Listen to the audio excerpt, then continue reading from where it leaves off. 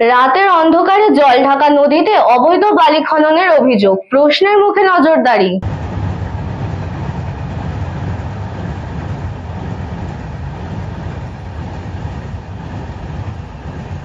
বর্ষার নিষেধাজ্ঞা অগ্রাহ্য করে রাতের অন্ধকারে জলঢাকা নদীতে আর্থ মুভার নামিয়ে অবৈধভাবে বালি খননের অভিযোগে তীব্র চাঞ্চল্য ছড়িয়েছে ময়নাগুড়ি বেতগাড়া এলাকায়।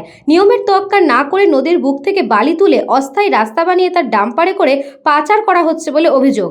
সমাজ মাধ্যমে এই ঘটনার ছবি ও ভিডিও ছড়িয়ে পড়তে ক্ষোভ উগড়ে দিয়েছেন পরিবেশপ্রেমী ও স্থানীয় বাসিন্দারা। বেতগাড়া সংলগ্ন 58 নম্বর রেল সেতুর মাত্র 150 মিটারের মধ্যে এই খনন কার্য চলছে।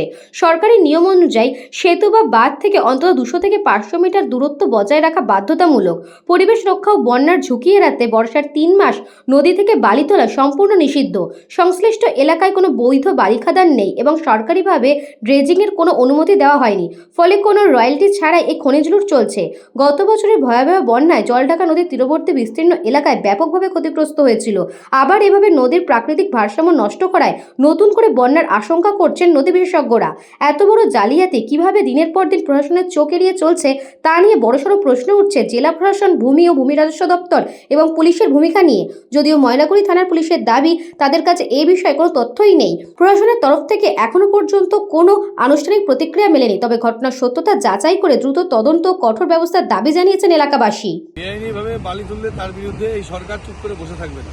বিগত দিনে যা হয়েছে তা এই সরকারের আমলে হবে না।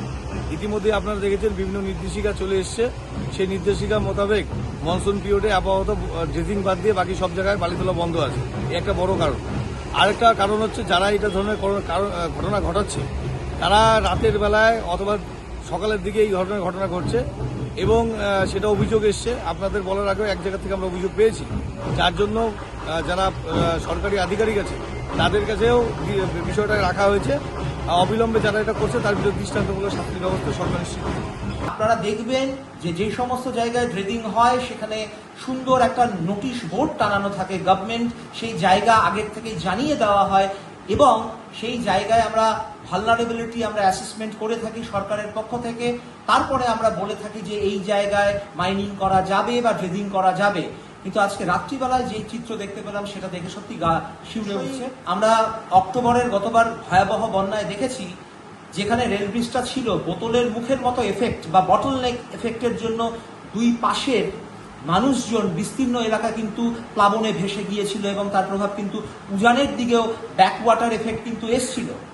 এবারও যদি আমরা এই ব্রিজের কাছে, কনস্ট্রাকশনের কাছে যদি এই ধরনের অবৈধভাবে মাইনিং করে থাকি তাহলে আমরা কিন্তু দেখব যে নিচের দিকে পাড়ের ভাঙন এবং নদীতে যে হরবা আসার প্রবণতা সেটা কিন্তু উত্তরোত্তর হারে বেড়ে থাকে। খাদিমুল ইসলামের report, news Banga time. St. Augustine's Day School, Barakpur. Success for every child. Admission open session 2026 to 2027. Contact number 9007934555. AM Jewelers Ichapur Anandamath. আমাদের মেকিং চার্জ 3%।